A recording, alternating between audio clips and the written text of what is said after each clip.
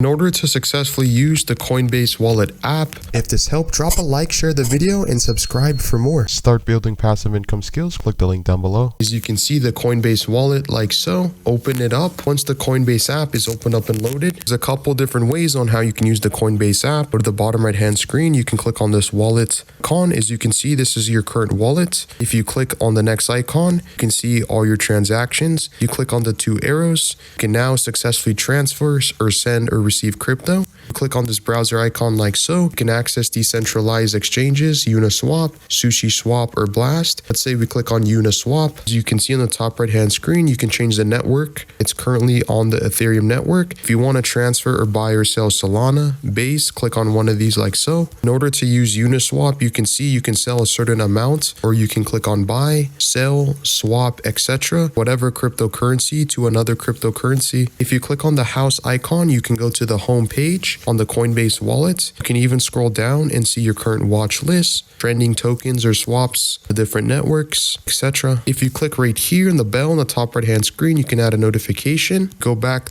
over here in the top right, on the bottom right, you can click on the settings icon. You can see these are the settings. You have your wallets, networks, security, display, etc. completely for free in the Coinbase app or wallet.